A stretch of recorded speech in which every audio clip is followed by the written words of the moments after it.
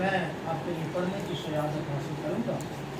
اللہ کے کلام میں لکھا ہے، ویسا ہی مزاج رکھو جیسا مسیح یسوع کا بھی تھا۔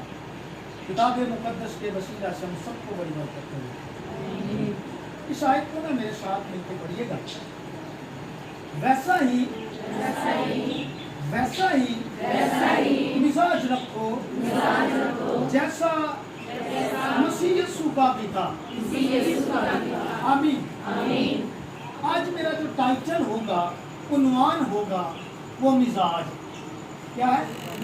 مزاج ہے۔ ابھی جو فلپیوں کا خط لکھا پالوس نے، اس وقت وہ جیل کے اندر تھا، اور یہ یورپ کا ایک شہر تھا، اور یہاں پر بہت سارے جھوٹے خادمین آئے جو بائبل کے مخالف تعلیم دے رہے ہیں۔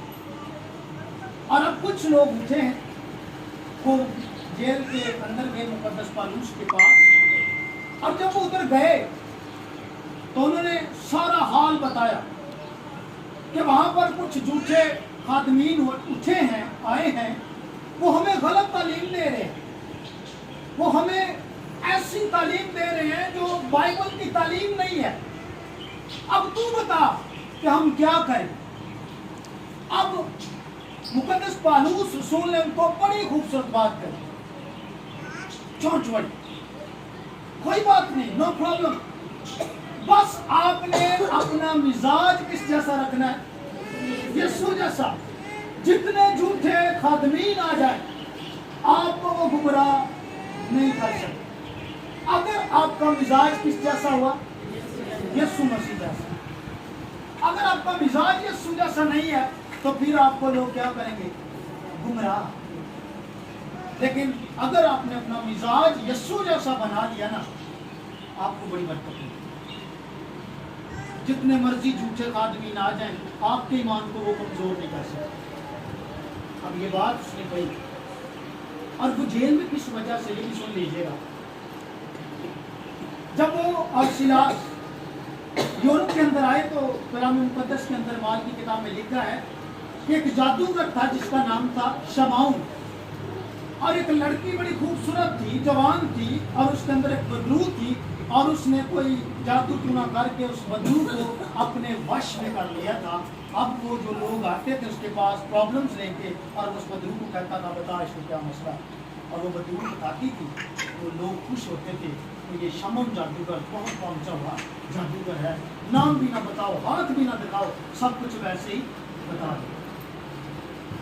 اب پالوس اور سیلاس ادھر سے گزرے ہیں، اس نے بدرو کو اشارہ کیا کہ ان کی تعریفیں کر۔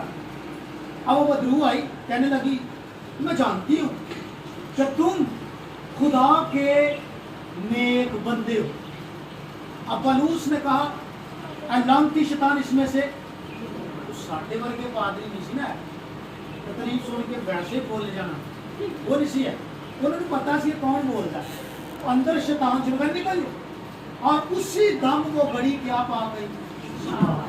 اب وہ جادوگر کا کام کیا ہوا؟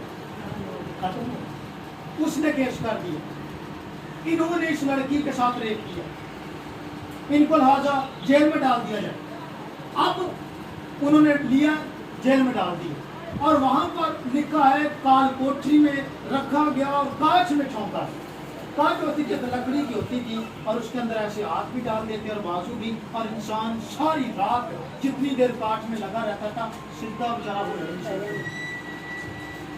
ایسی کانچ ہوتی تھی، اور جہاں پر لگ جاتی تھی لکھا ہے وہاں سے خون نکلتا تھا، زخم ہو جاتا